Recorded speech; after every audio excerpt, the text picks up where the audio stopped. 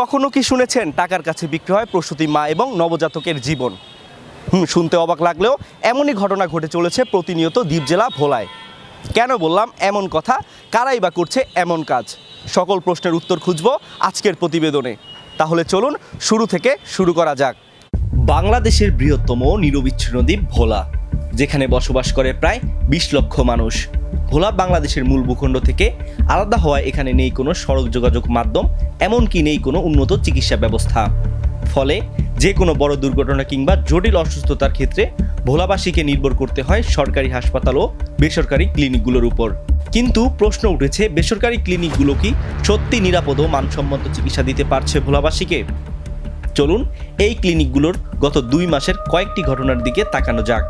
8 জানুয়ারি 2026 রোজ বৃহস্পতিবার ভোলা সদরে কালীনাথ বাজারে অবস্থিত বেসরকারি clinic Bandhan health care and diagnostic সেন্টারে লামিয়া নামের এক প্রসূতি মায়ের মৃত্যু। ডেথ সার্টিফিকেট বলছে ক্রস ম্যাচিং ছাড়া ও পজিটিভ রক্তের জায়গায় বি পজিটিভ রক্ত সঞ্চালনের কারণে মৃত্যুবরণ করেন এই প্রসূতি। তার ঠিক 1 মাস না যেতেই 2 ফেব্রুয়ারি রোজ সোমবার ভোলা সদরে অবস্থিত হাবিব মেডিকেলে গর্ভের সন্তান সহ ফাবিয়া নামক আরও এক প্রসূতি মায়ের মৃত্যুর কারণ ভুল ইনজেকশন পুশ করা।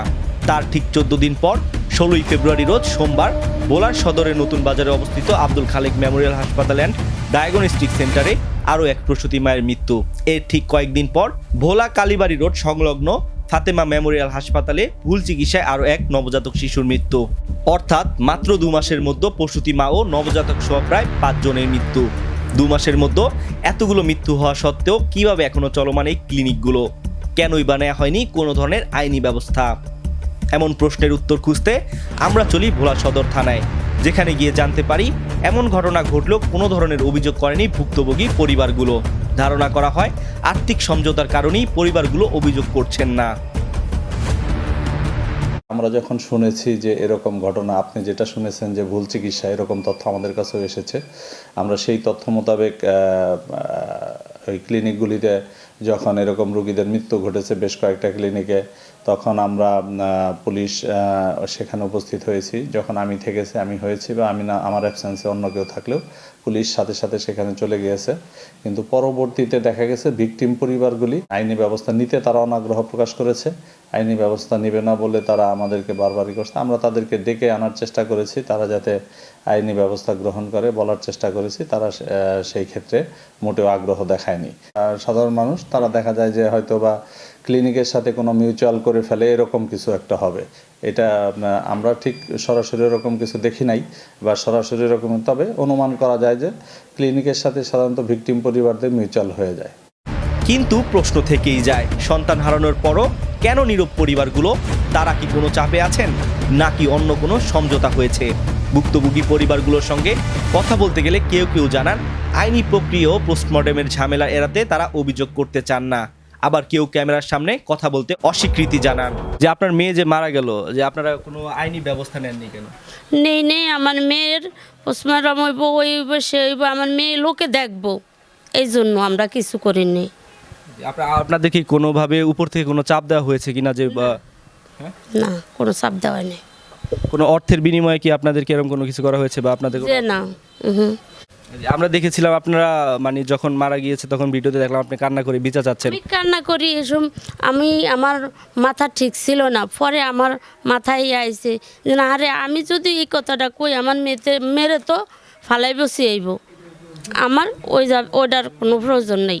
এখন তাহলে কি আপনার মেয়ের প্রতি এটা কি হলো না, ব্যভিচার হলো না? না, ব্যবচার না। আপনার মেয়ে যে হাবিব মেডিকেলে মেবি ভুল চিকিৎসার কারণে বাচ্চা সহ মারা গেছে, আপনারা বিচার চাচ্ছেন না কেন?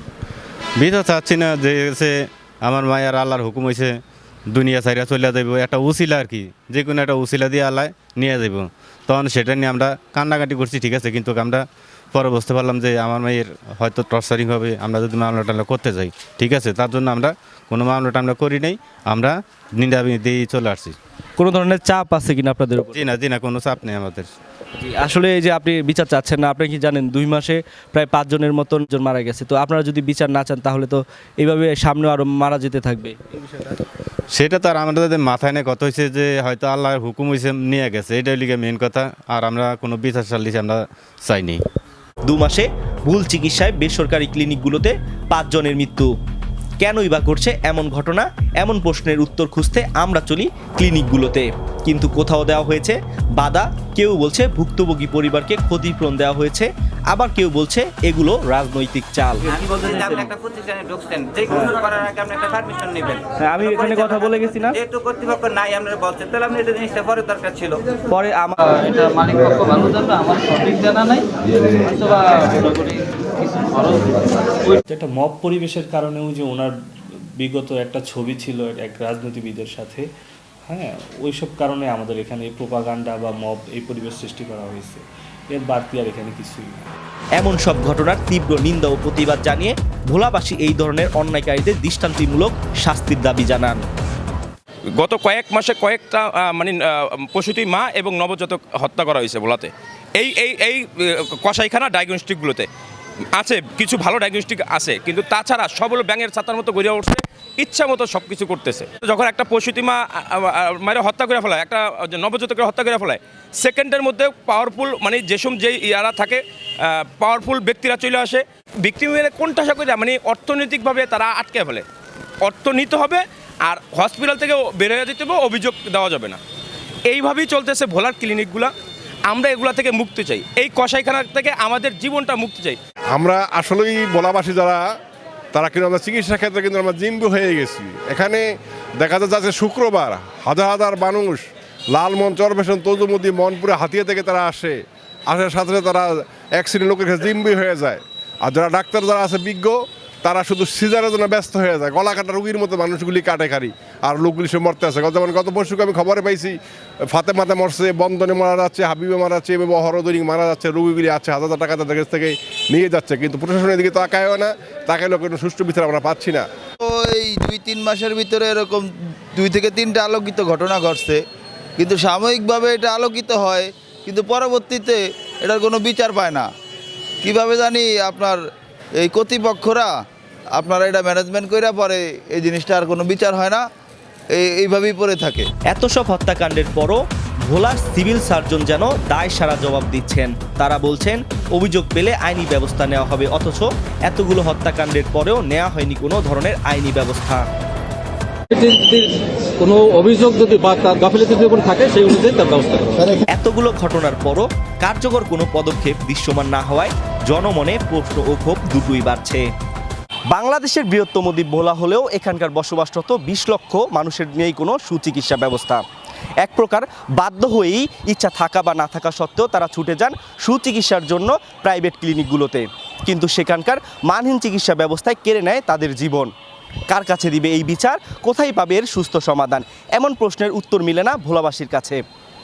তারপরও ভোলাবাসীর একটাই দাবি, এই ধরনের অন্যায়কারীদের শাস্তির আওতায় আনতে হবে, তাহলেই হয়তো ফিরে আসবে ভোলাবাসীদের ভাগ্য এবং সম্মান। আমজাদ হোসেন ফারাবী, এশিয়ান টেলিভিশন, ভোলা।